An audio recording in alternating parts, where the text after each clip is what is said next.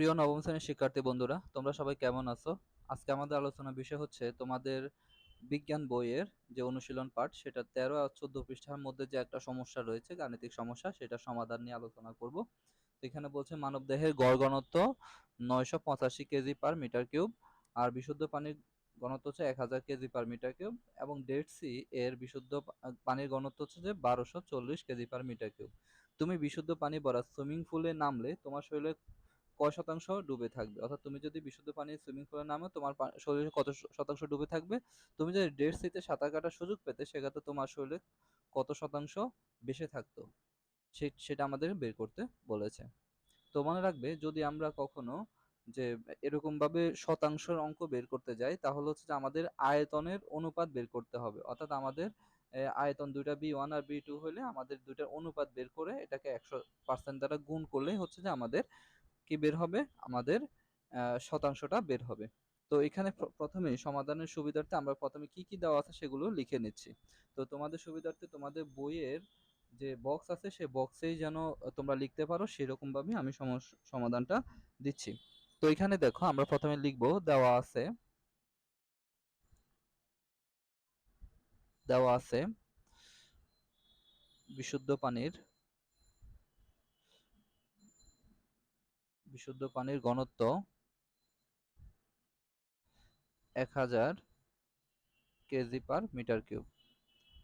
এরপর হচ্ছে যে মানবদেহের ঘনত্ব মানবদেহের ঘনত্ব সেটা হচ্ছে 985 কেজি পার মিটার কিউব। পরে ডেড সি পানির ঘনত্ব হচ্ছে যে 1240 কেজি পার মিটার কিউব। আচ্ছা, এখন কত হচ্ছে, এগুলো আমার কাছে দেওয়া আছে। ওকে। তো বিশুদ্ধ পানির ঘনত্ব যেটা, সেটা মানবদেহের ঘনত্বটাকে আমরা ধরতেছি ρ1, বিশুদ্ধ পানির ঘনত্বটাকে ধরছি ρ2, আর ডেড সি পানির ঘনত্বটাকে ধরতেছি ρ3। তো প্রথমে আমরা লিখব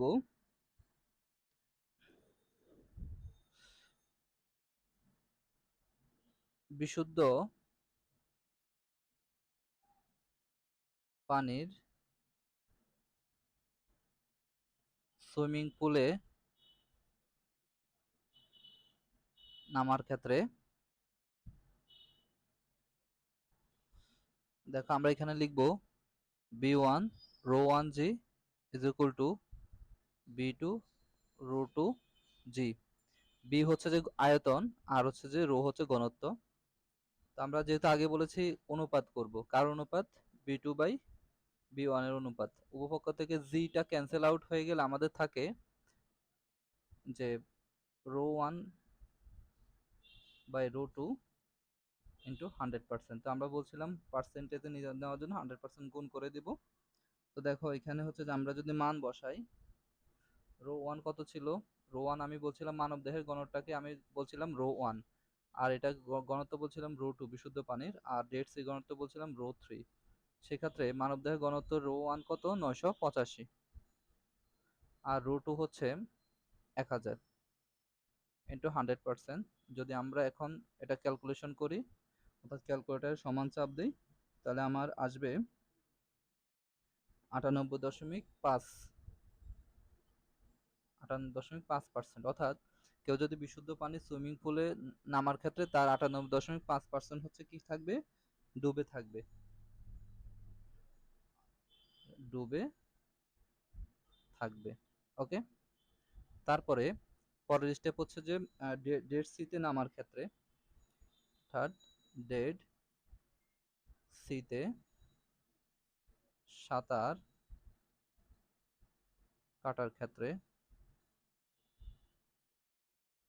ডেড সিতে সাঁতার কাটার ক্ষেত্রে আমরা আবারও মানব দেহের সাথে ডেড সির হচ্ছে যে যে প্লবতা সেটা লিখব, B1 ρ1g, আর ডেড সির ক্ষেত্রে হচ্ছে B3, আর হচ্ছে যে ρ3g। এখন আমরা দেখো অনুপাত করব, কার অনুপাত? B3/B1 এর অনুপাত। সেক্ষেত্রে আমরা যদি এটা অনুপাত করি, জি জি তো উপপক্ষ থেকে কাটা হয়ে যাবে, জি বাদ হয়ে গেলে আমাদের এখানে রো 1 বাই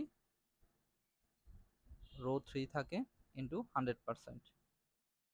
তাহলে দেখো, এখন যদি আমরা রো 1 আর রো 3 এর মান বসাই, রো 1 কত ছিল 985, আর রো 3 হচ্ছে যে 1240।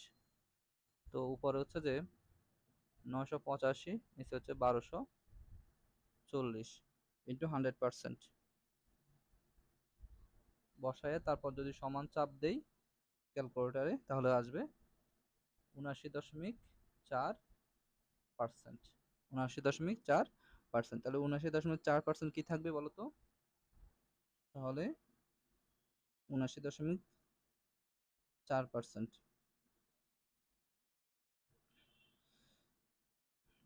এটা হচ্ছে যে ডুবে থাকবে, এটা হচ্ছে যে ডুবে থাকবে। আচ্ছা, কিন্তু আমার কাছে কিন্তু ডুবে থাকারটা চাইনি, আমার কাছে চাইছে কি বলতো? আমার কাছে চেয়েছে যে ডেড সিতে নামলে কত শতাংশ বেঁচে থাকবে, কিন্তু আমরা তো বের করছি হচ্ছে যে কত শতাংশ কি ডুবে থাকবে। এখন দেখো, আমরা যদি ডুবে থাকাটা বেঁচে বেঁচে থাকাতে কনভার্ট করতে চাই, তাহলে আমরা 100 থেকে বাদ দিয়ে দেব। অর্থাৎ এবার আমরা লিখব বেঁচে থাকবে। কতটুকু বেঁচে থাকবে? 100 মাইনাস টোটাল যেহেতু 100%, 100% থেকে বাদ দিয়ে দিব 79.4%। তাহলে হচ্ছে যে অ্যান্সার আসতেছে কত? আমার এখানে অ্যান্সার আসতেছে 20.6। 20.6% কি হবে বলো তো? বেশে থাকবে। তাহলে হচ্ছে যে আমার অ্যান্সার দুইটা। একটা হচ্ছে যে বিশুদ্ধ পানি নামার ক্ষেত্রে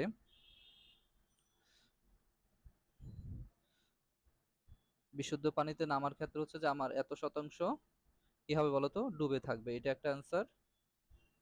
আর হচ্ছে ডেড সিতে নামার ক্ষেত্রে আমার বেঁচে থাকবে কতটুকু? 20%, 20.6%, এটা আর একটা অ্যান্সার। তাহলে এটা হচ্ছে যে আমাদের সেই সমাধান। এটা আমরা দুই স্টেপে করলাম, বিশুদ্ধ পানির ক্ষেত্রে একটা বের করলাম, ডেড সির ক্ষেত্রে আরেকটা করলাম। তো আশা করি তোমরা সম্পূর্ণ ম্যাথটা বুঝতে পেরেছো। যদি না বুঝো অবশ্যই আমাকে কমেন্টসে জানাবে, আমি চেষ্টা করব যে আরেকটা নতুন ভিডিও বানিয়ে দেওয়ার জন্য। সবাই ভালো থাকো, আল্লাহ হাফিজ।